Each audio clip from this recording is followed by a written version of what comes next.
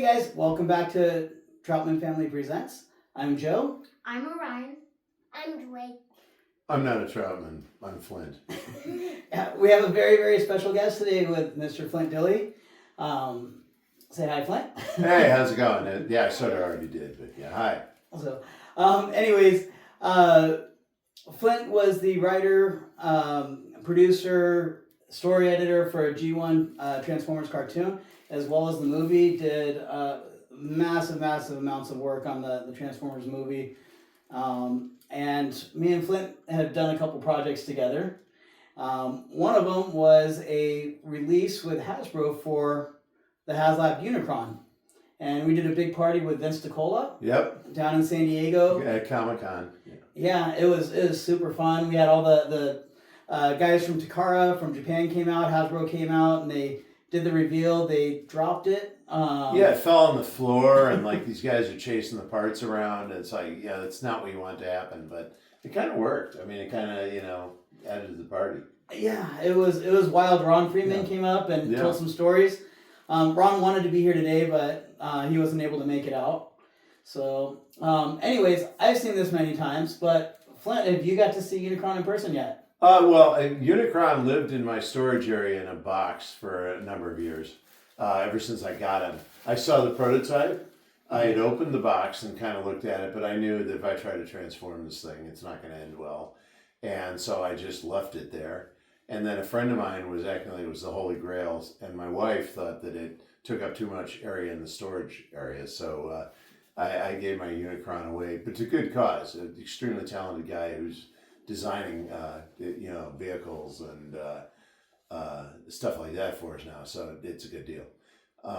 So this is the first time I have seen a finished Unicron, all set up. I didn't know that. I mean, this right here is my favorite. I'm not gonna. Anything I touch will break, so I'm not gonna break it. But this is the damaged head. We have it in damage mode now. Yes, the damaged head of Unicron. It's a severed head that I used at the very beginning of the Five Faces of Darkness, and that's just my iconic object certainly for season 3, but probably my favorite object in the Transformer universe is the severed head of Unicron. And it's cool because this one did come with two faces, so you've got the normal face, which you'll see a little bit later, and then the exploded face after Rodimus beats him up. We don't want the exploded face. Nobody wants a normal face. But it was really good and thorough. And there are little tiny figures in scale with Unicron at the bottom of this. I'm not gonna we'll let somebody else pick it up and show it to you. But it's unbelievable the detail they came to, because I don't think that was present at the when we launched the Kickstarter. No. They just had a mock-up of the thing, and then they just kept iterating and making it better. And what I didn't know is that I thought, Hasbro is Hasbro, and they're going to make this no matter what. But if it hadn't funded, we all would have looked really stupid, and it never existed. But it funded, so that was a good thing. Yeah, it was fun. It was a little expensive when they went, but they're a lot more expensive now. So I'm glad we were able to jump in early on it. So yeah, well, I mean, I think at the time, and maybe still be true, that was the largest action figure, most complex action figure that ever been made. Yeah. So I mean, it's kind of an epic thing, and obviously Unicron is an epic character. So awesome. Any other thoughts on the toys? Anything that catches your attention, catches your eye? Well, I mean, really just the thoroughness of it. I love those ships. What's weird is you were telling me that only some of these figures came with it, and you collected the rest after the fact. I mean, I wonder if that was intentional. Did they just forget, or they're going cheap, or what was happening there? Well, I think they were doing it. Those are supposed to be almost in scale with Unicron, a little bit. That's what I'm saying. Yes. And they gave us a bunch, and there were some spots for new ones, and then there were spots for pegs with the ships, and then they came out with another bunch of them, with a couple of them in the Ark, I think, and then there might have been a couple more in like a pack with Brunt. And they're perfectly scaled to do a dungeon crawl inside a Unicron, which I'm sure a lot of people are going to want to do. I don't think so. But and then what? Not all those ships came with it, but some of them, the stand and one of them came with it or something. So we got this stand separately because we wanted to display all the ships. But I think Yeah, I it love was the Junkion ship too. That was Junkion classic. and the Decepticon ship from the movie, and then this one here I think did come with Unicron, and that's why it's got the one stand over there. Yeah, it's funny. It's like when we were doing the movie, I came in for season 2 about, I don't know. Transformers has weird seasons, so it was fairly early on in season 2. I'd been on G.I. Joe before that, and we were working on the movie, and they're saying, "Yeah, we got this character Unicron." I said, "Unicorn? Is that like a My Little Pony crowd? What is Unicorn doing here?" But I discovered that he was actually his own character. I got one over on that. I mean, I thought, they had to do Cybertron the same size, and I always thought Cybertron was a robot that transformed, but nobody shared my enthusiasm for that idea. Yeah. There's lots and lots of cool story if you dig into Flint on what he did with the movie and different drafts of it. But one story that I think was really neat that you had a little experience with is who voiced Unicron in the movie. Oh, that was Orson Welles, and I mean, it's really cool. You have the real Orson Welles coming in. And I'd met him before one time when a game guy I was working with, Gary Gygax, was trying to get him to play a dungeon master in a Dungeon and Dragon movie, and we had dinner. But he wouldn't have remembered it. Orson Welles was at that point in that age when he was not learning new people's names or anything like that. He'd met enough people in his life. But anyway, and then all of a sudden he's back doing the recording, and everybody's afraid to be there because there was a tape going around of him ripping people pretty harshly. So so I was the only that I recall adult, sort of Sunbow person there. And Joe and Tom were often they were in New York, and Jay. And he was great. He was absolutely fantastic. And I explained to him, I mean, kind of, you're playing a whole planet. He kind of looked like a planet at that point. He's a really big guy, but he was probably about 400 pounds. But he's, it's well over 6 feet. Big guy. And he was just great. We were talking about the Mercury Radio Theater. I was listening to the audio tapes on it. But he was great. He got the voice right away. He was, his health was kind of dinged at that point, so we had to do a little bit of processing. He was sort of wheezing, and he could only walk a few steps just to get over to the in the actual recording booth. But he was great, and he's Orson Welles. He's the larger than life guy. Apparently, in his if you watch the documentary that goes with his last movie, "They'll Love Me When I Die" is a documentary. He was telling his biographer, "You know what I did today? I played a toy in a movie. I played a toy." I don't think he thought that was the high point of his career, though I would guess this may be the character more people know, probably even than Citizen Kane, if you think about it nowadays, but that's just the theory. Yeah, do you guys know who Citizen Kane is yet? No. Oh, man. Yeah, well, there you go. I'm doing a bad job as a dad. Yeah, well, it takes a while for people to watch. I saw it when I was a kid, when I was homesick one day, and I thought it was the best thing I'd ever seen. But and what was good about that was nobody was telling me this is a great movie. I just happened to be running in the afternoon, but I thought, wow, this is really great. But yeah, Orson Welles they didn't make a lot like him. No, so super cool story. So. I don't want to ambush you, but I'm going to ambush you a little bit. So I've heard a little bit. There was a project back in the 80s that you'd worked on, and I've been seeing it float around the internet a little bit. You're talking about Captain Trademark? Trademark. Yeah, well, it's a really weird story because it was Paul Dini and I wrote it, and it was just we were been at Trader Vic's one night, and where we'd been developing a bunch of shows for everybody that wanted to do a cable or syndicated toy show. And we got, some of them were just really horrible ideas. And so we created Captain Trademark and His Amazing Pre-Sold Warriors, which actually was another project under another name, but that was our sarcastic name for it. And you do these developments in those days, and you never know what happened to them. and we found, if the stories are true, that it actually got made. It actually, parts of it are being dug up, and we thought that was such a compelling concept that we decided to make a game out of it. So we got the Captain Trademark game, and people are making figures for Captain Trademark. His name won't actually be Captain Trademark, but that's what we'll always think of him as, Captain Trademark. But it's just kind of cool to have this kind of ghost stuff come back after all that time and realize, because you do these developments and most of the time you never hear what happened, especially if you're a writer, because you're really early on in the process. I mean, with this, I was there all the way through it because I was a producer, but usually you'd write, you develop a show and nobody ever tell you what happened. And one time I went to Toy Fair and started hearing the song, and I realized, wait a second, those were the lyrics, that were in the pilot script. It was Pirates of Dark Water, and I had no idea that was actually a toy, but sure enough, it was. I actually liked that cartoon growing up. Yeah, no, it was kind of fun. It was just it was a very sort of quick job to write a Bible and pilot, and I got done with it, and at that point I had an overall deal with Amblin, and so I felt kind of like, I fully disclosed everything, but I mean, I felt like it was just, like weird, so I didn't, I was just out of that world. That was one of the last things I ever did for, TV animation. Awesome. All right, well, let's get back on track with the toy, because I think the boys are both itching to show a couple of their favorite things on it.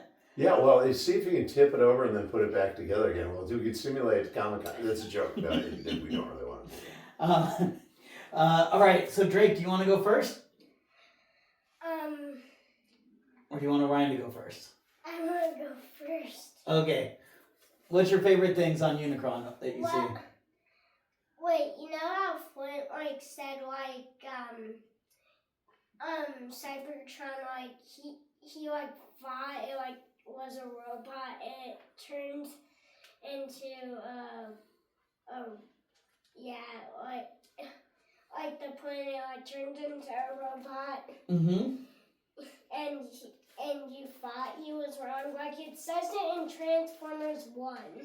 Remember that part? You know what? Actually, you should ask Flint about that, because Transformers 1, Flint, I remember you were telling me when you saw it, it seemed... Yeah, and it seemed like somebody was sitting inside my brain, they'd read Secret of Cybertron, which was this lost copy of the script.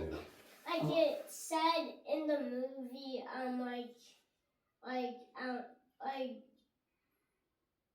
robot turn into Flint. Mm-hmm. Well, that was originally Flint's idea, back in his first draft of the Transformers movie, the '86 one. Yeah, I mean, because what I always thought is the matrix of leadership ultimately was a key that caused Cybertron to transform in its darkest hour. And we were trying to set, and nobody was buying that idea, but nevertheless, we thought it was really cool. Mm. And now, 40 years later, 40 years later, there was an echo of it in Transformers 1. Yeah, and I thought Transformers 1 was just great. I mean, certainly from a canon point of view, and from a really heartfelt rendition of Transformers. Yeah. Okay, now can we talk and say what we like about it? Okay, go ahead and tell us what you like about Unicron, Drake. I he's need to coming go out. up to the front because there's something on the front and I like. I like how he could close his mouth by turning that. I don't want to break him, so yeah, that's why I didn't. That's why I'm not doing it. You can move it a little bit. He's not that fragile. Oh yeah, you're right.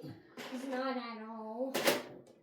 Okay, I did a couple times. Mm-hmm.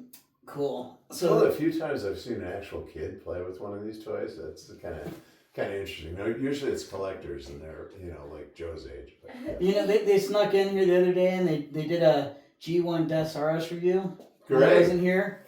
That thing is more rare than this is. Yeah. Wait, what? When you guys did Desaurus? Oh yeah, I forgot that. It was super rare. Believe it or not, I actually trust Orion with these more than I trust myself. He breaks less of them than I do. Yeah. And of course, it's like you getting somebody to do tech support for you. I thought we were gonna review this one. We might look at that one a little later, Drake. How about you put that back? Yeah, we're gonna look at him a little later. Okay. All right, Orion, what are your thoughts? Drake stole everything. I know. Well, it's a big ball, so it's not like he has a whole lot of stuff he can do. Yeah, you can't play basketball with him. You know what, Orion? I want you to come up and I want you to show how big his rings are. Stand in front of him and put your arms out like this. If I had my own, which I do, I'd play basketball with it. Yeah. Go ahead and stand out there. So Orion's 9, and he's going to show you how big his rings are. So stand right in front and put your arms out like you're stretching across the rings. So this thing is massive, massive. You got to walk in the door sideways with it. So Yeah, like it's like my arm span all the way. yeah. Okay, and I'm gonna grab this and run off. Mm-hmm. Okay. I don't think you would be able to carry it. I probably would because I did carry it down the stairs. Wait, actually, yes. Not too much for me to add on it. I think, but the level of detail is really good. There's a lot of good sculpt to it. The rings look awesome. I mean, it looks like it jumped right out of the '86 cartoon. I mean, I can't imagine how it would be better. Yeah. Yeah, I mean, it's a stunning piece of work, and it's really solid.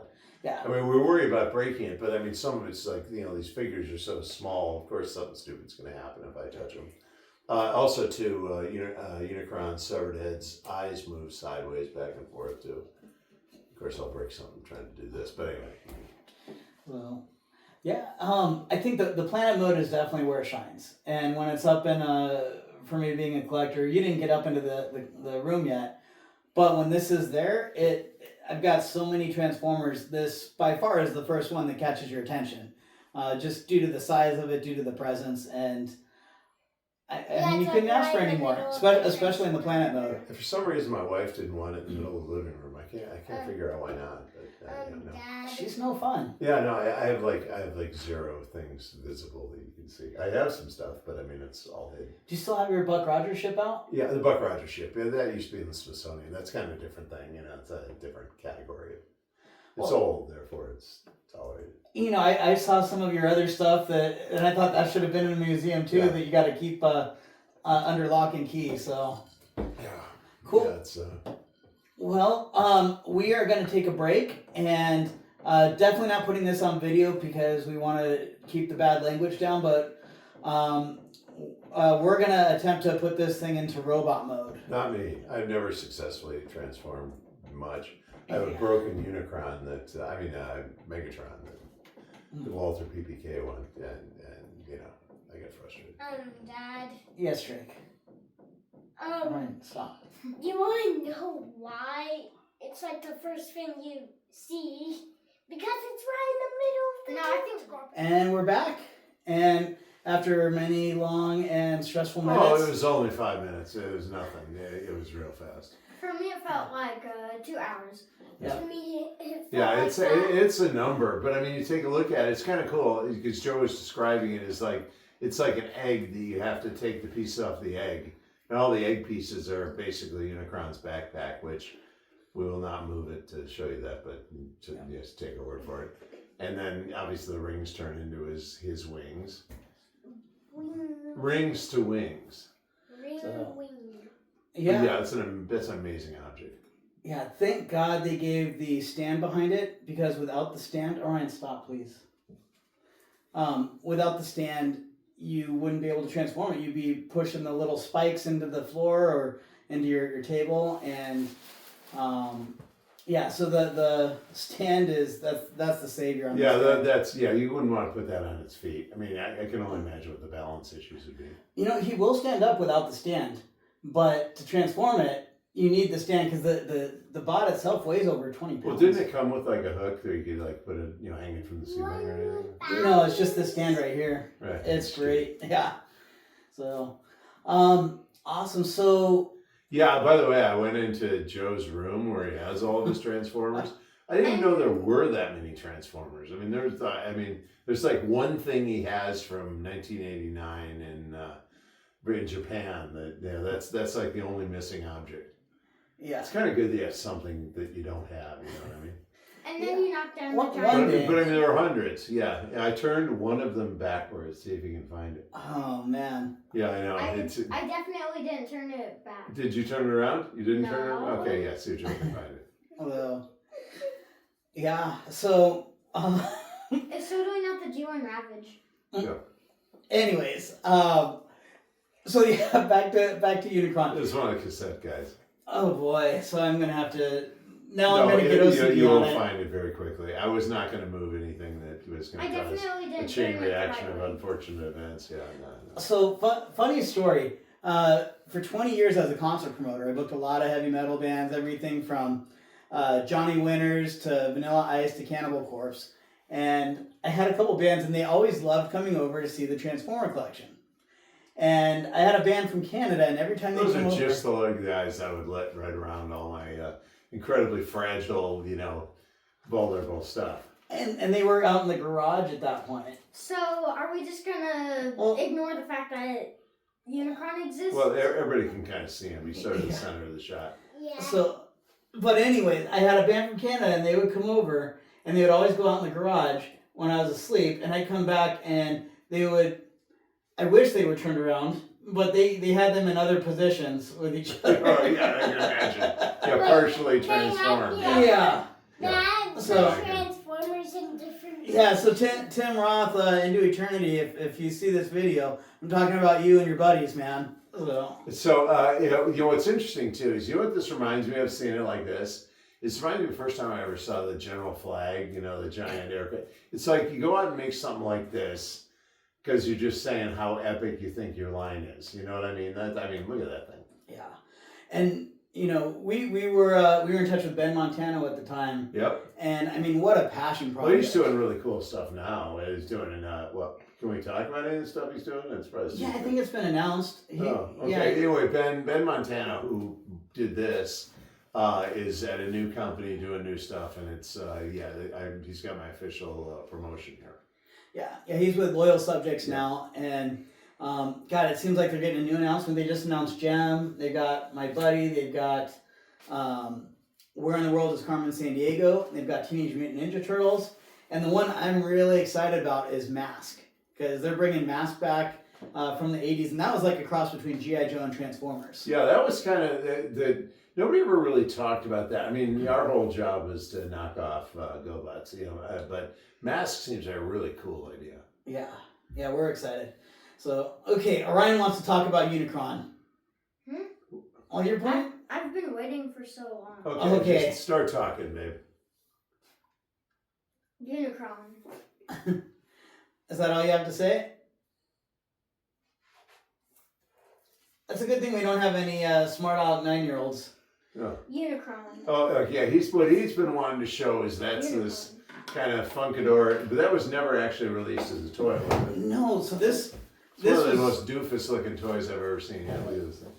Yay. Transformer that doesn't transform. put it down in front. Yeah, so everybody. So- The reason this got scrapped is because. Well, it's like a stop motion of halfway through transforming, is I think what it is. No, I'm pretty sure they scrapped this because in the movie he was muscular, so they scrapped it for that. Well, if you look at the G1s, they didn't look exactly like they looked on the screen. Why don't you come back and sit down? They were at least supposed to look similar. So, And this is not that similar to that. so this here is a Super 7. Wait, I'm not done. So basically for the transformation, this would just pop down in there, and the legs would basically do the same, and then these would form the rings like right there. Okay. So which Unicron looks better, Orion? That one. Yeah. Mhm. I agree. So, but Super 7 released it, and that was the prototype. So if we were to have one that was going to sit on our shelf with our G1s, it would look more like that than like this freaking awesome, amazing, 2019. But I love the fact that Super 7 went and did that. You know It what is I mean? cool. I mean, I love when people make these things that you always wanted to see them and you never got to see them. That's a lot of fun. And they sort of fill the holes. Yeah, and they're doing a G1 RC. Wait. So RC never got a toy. Can I Hold on. say what I like about them? Yeah, give it one. So they never made a G1 RC toy, which was the only female I didn't know that. And they finally made one, but she's in the G1 style, so she's all blocky and clunky and has that transformation, and Right. she's coming out later this year.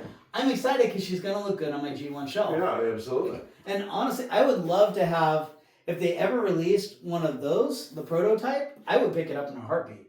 Because it would go with my 86, Yeah. my 85, 86 guys. Yeah, it would be an official one, not, just kind of homage one. Yeah.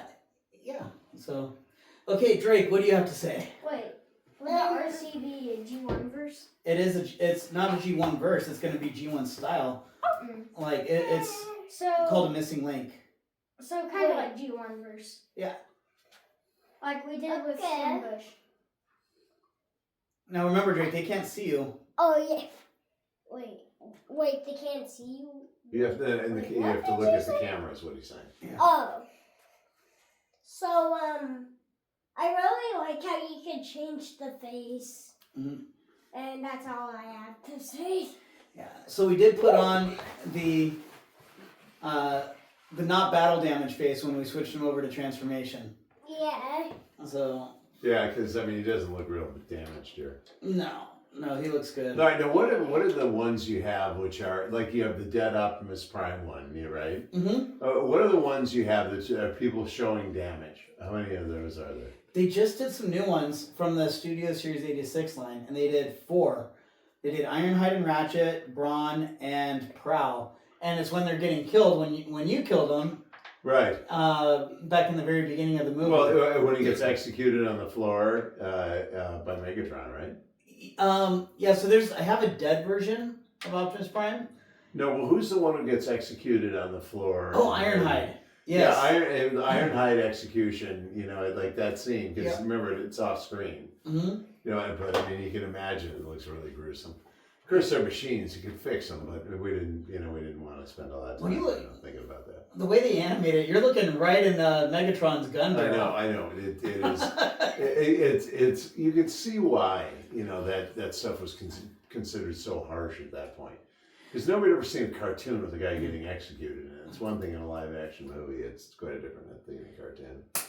So one thing I always found funny, and I can edit this out if you want me to later, Flint, but one thing I always found funny is, you did Transformers the movie, and you got kids locking them in the closet, and they're devastated. You get Dungeons and Dragons, which you were a part of back in the day too, and all of that craziness. And that was only the beginning. And after that, I worked on these video games. The most famous controversy was a thing called Night Trap. And I had very little to do with Night Trap, but nevertheless, they were waving that around. There was a guy named Thomas Radecki, look him up, and Peggy Charon, Action for Children's Television, then Joe Lieberman, who would later become famous, and Ed Malarkey, who is still a senator. But he was a congressman, I think, at that point. And they, in my opinion, misrepresent our products routinely to make bank. But anyway, enough of that. But yeah, that's no, you don't have to edit that out. I thought that was something really scandalous. No, we ran into a lot of controversy. Yeah. And because the stuff was so huge then that somebody had to complain about it to get publicity. Mm. Yeah. And then you got a little bit more of Pokemon Go too. Yeah, the Niantic things, but of a different nature. But it wasn't, philosophical. I don't know what you look. If you have anything that's successful, and you can't overstate what a phenomenon these things were, somebody's going to find an angle to complain about it. That's just how the media system works. And the 80s were kind of the first modern media system that way, because you had so many new avenues to be heard. Yeah. So anyway, that's a really boring ending for the whole thing. But anyway, so here's Unicron. Here's Unicron. He was just like some bad idea on a storyboard. Then all of a sudden, now cut to 40 years later, you're looking at this giant figure of the guy, and I just thought, unicorn. Who wants a unicorn? My Little Ponies. And the next Haslab is going to be announced here in maybe a week or two. Oh, it's TFCon? No, I think they're just doing it on Hasbro Pulse on YouTube. Yeah. So I'm excited for that. I love Deathsaurus. I love Victory Saber. Looking forward to the Mega Prime. And then this one, of course, is just Honestly, I wish they were doing these big, huge mega projects, but there's not too many you can do. Yeah. No, there's a no, and lot. until someone finally decides to do dumpster fire and nosedive. That's my deformers line. That has nothing to do with this, but Cool. All right. Well, train wreck, you got train wreck. is there anything else you guys would like to add before we go? Mouth. What? No, this I mean, What? only to say actually Wait, seeing the what? thing, it's truly impressive. I think And it it's still is cool. not going to find its way anywhere into my living room whatsoever. Yeah, and I think I've transformed him 3 or 4 times total now And why is there a red spot on this guy's head? because that was his mouth. Oh yeah, that kind of looks like it. Yeah. So, It pleases me to be the first. Good. Is that a wrap? I think we're good. So I have to go drive all the way across Southern California. Yeah, thanks for driving out. No, man. it's great. Yeah. It's great. Can So, you change the face? Once again, I'm Joe. I'm Orion. And I'm Drake. And I'm Flint. Yeah. Thanks. I'm his large son. That's his older son. So, yeah, thank you guys for tuning in. Please like, subscribe, and comment. Hey Dad. We're going to put links on. Me and Flint did some stop motions for Hasbro. Yeah, those are fun. And that's. It would basically, they were mostly based on animation errors, I think. Some animation errors, Yeah. and then some were just fun. Yeah. From the yeah. '86 movie. Yeah. And, Just the things scenes you wanted to see. And we had Vince DiCola doing the music. Stan Bush was here. Oh. Greg Berger, John Machida. Yeah, I mean, the real people back and new people. You know, Yeah. that was the other thing. It was great. Oh, funny thing, actually Unicron related. So we have a guy, Travis Ryan, that did the stop motions. He is a singer for a death metal band called Cattle Decapitation. And I've known him for a long time. Decapitation. That's really a band name. Really a And band what's name. really funny, he's like a really great normal guy. You'd think some guy, that's a lead singer for Cattle, Depredations or whatever it was called, was not a big bag of health, but he was a really great guy and he's very talented. Yeah, super, super talented. He does some game voiceovers, but I've known him for a long time, and his band is a bigger band if you're in the death metal community. And he has been very outspoken. He's based his vocals on Orson Welles doing Unicron in the '86 movie. So when we got this, I'm like, oh, I gotta bring Travis in to do Unicron, and he does such a good job with him. Yeah, it's great. Yeah, so you can hear that death metal lead singer doing Unicron. I mean, yeah, it doesn't get better than that. Yeah. All right, guys. Hey, Flint, thanks again. Okay, Thank you so yeah.